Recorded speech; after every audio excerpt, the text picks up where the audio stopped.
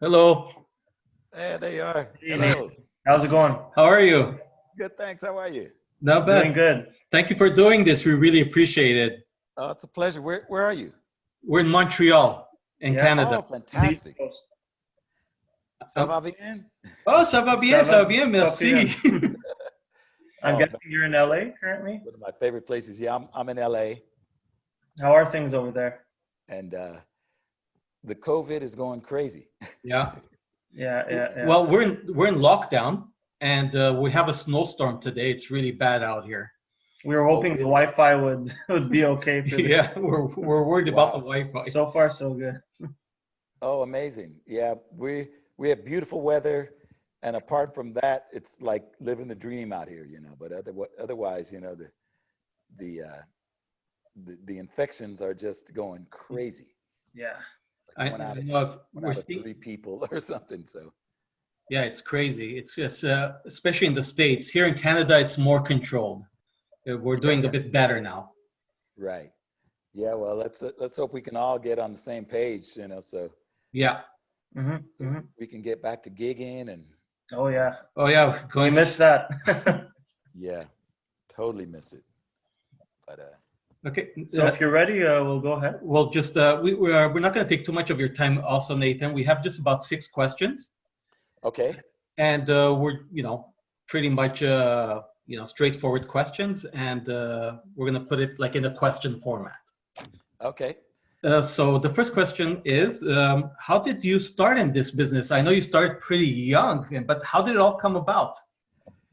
Yeah, I was 16 and I found myself touring with Barry White, which was crazy. Yeah.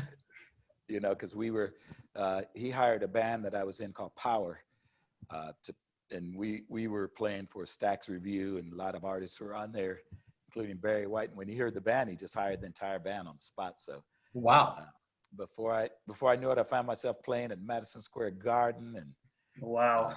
it was really amazing. Kennedy Center or the Apollo Theater, and so that's when I kind of got my taste of what it was like to be out there playing, rocking and rolling, and of course I played in the churches in San Diego. My brothers and I had a group that we used to play every Sunday. That's actually where I discovered the bass. So It was like a gospel band, I guess. it was actually the folk masses when those were starting up in the 70s. Oh. Yeah, so it was more kind of folk and acoustic guitar and bass and singers, a little more kumbaya than gospel. Right. We're talking about the early 70s there. Yeah, exactly. But it was something that kind of got me really interested in music and really just. I'm so glad at age 14 I discovered the bass, and I mean this one behind me is the one I had. My mom bought that for me in 1971. Wow. The upright or the electric one? The electric one. Is that a jazz bass? Yeah, it's a jazz bass. We went to Manny's Music in New York, and I'll never forget it. Legendary store. Yeah. Yeah. And when obviously that led to gigging with a lot of people like High profile names. high profile Eric Clapton, Michael Jackson, Whitney Houston, Stevie Wonder, Phil Collins, and you even co-wrote Easy Lover with I didn't know that. You co-wrote it with Philip Phil Bailey. Collins. And what would stick out as one of your most memorable moments in your career gigging with these big names? It's all been really memorable. A lot of fun experiences. I've done over 100 shows at the Royal Albert Hall in different configurations, mainly with Eric Clapton, but we played for the Queen there, Wow. Nelson Mandela, Prince Charles, Princess Diana.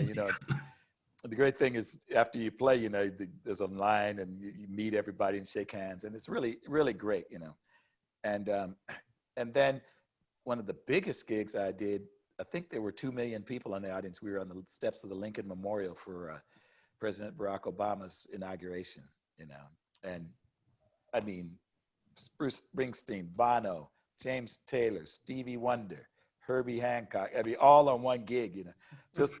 Just the resume from that night alone from being in the house band. You know? Yeah. Oh, we saw the pictures online. It was.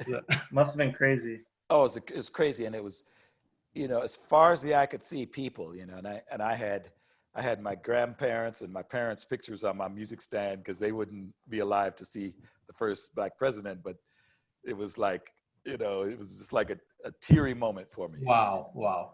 Yeah. Yeah. That's great. Powerful stuff. Yeah. I was actually curious, something more recent. So, how has COVID affected session work for musicians like yourself? Has anything changed from the process? Yeah, I mean, the studios shut down. They've opened up in the last few months, but with really strict restrictions. I mean, we did a theme for a show called Be Positive with Kevmo, wrote the title cut. It's a Warner Brothers TV show. But the day before the session, we had to go by the Warner Brothers lot, do 2 COVID tests, sign up, put all the information on your app on the phone. And then the day we got to the studio, they give you an N95 mask. You take your temperature, fill out some paper. And it was like, and all the floors were covered with plastic. It was like, wow, this is like. End of the world stuff. Yes.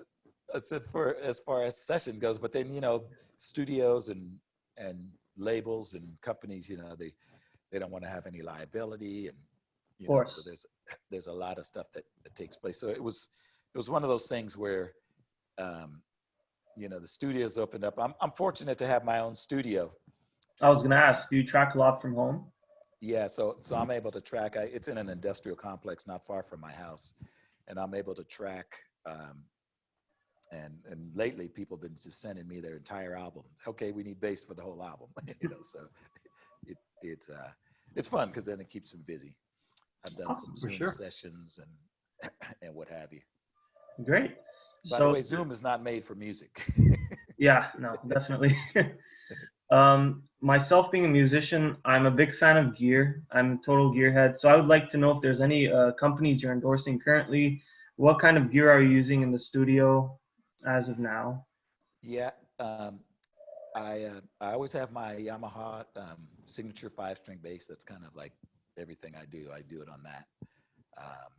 I use the Radial Engineering Firefly Direct Box. That's part of my rig. The TC Electronic Blacksmith head, amp head with the 2 TC cabs. Jim Dunlap super bright bass strings. Wire World cables. It's kind of a simple rig, but it effective. Yeah. Awesome. Cool. So I would also like to know, in Foreplay, how does the songwriting process, how do you guys go about that? Who brings in the ideas? I'd like to know more about that. Yeah, Foreplay is kind of like, it was put together. We were actually recording Bob James' Grand Piano Canyon album when he came up with the idea for the band, and that's already 30 years ago, which is unbelievable. Mm-hmm. But so the chemistry between us was just good, and then, you know, Bob's idea was like, hey, we could just have like a democratic situation, guys bring in tunes or whatever. We've done some collaborations together in the studio, but mainly each guy writes their songs and then presents them to the guys, and we work on them, and if we get a good take, the composer has to buy dinner that night for everybody. Cool. And obviously you've achieved a lot of success already, but what's next for Nathan East?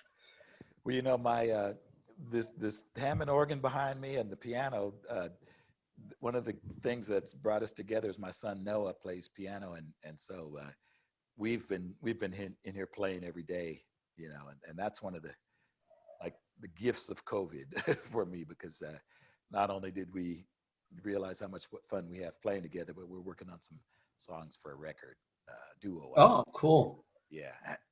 Oh yeah, that's how we started. We're father and son as well, and we started this during the quarantine, and we do covers as well online, and we post it online also. Yeah. Oh, really? Yeah, Oh, I'll have to look for what you guys are doing, but it's the best, right? There's nothing Yeah. better. it's something that started out of this COVID. So yes, Yeah. there are like positive sides to this There as are well. pros if you dig deep. Yeah. Yeah, definitely. And for me, you know, for literally for 40 years, I've kept a suitcase packed, and I would not have had this time with my family had it not been for COVID. Yeah. I remember seeing a psychic in 1980, and she said, "I hope you have a good suitcase." And I thought, how did she know that? You know? Yeah. But literally, like, I travel so much that you know, when my kids were first born, they would draw pictures of the family, and I wasn't in them. So Oh wow! Just like you see in movies. yeah. So this really like just forced a blessing of us being able to get together, you know, Yeah. and my son and daughter and wife, we really had a chance to be together for that year where we could all appreciate it. I discovered some rooms at the house I didn't even know I had, you know. Well, that's great. Yeah, no, it is a blessing, I believe. Well, Nathan, we'd like to thank you very much for taking this time to be with us, and It's a pleasure. we wish you all the best, and stay safe, please. Yeah. Thanks, you guys too, and we'll see you next time. Thank you. Take Of course. care. Thanks. Take it easy.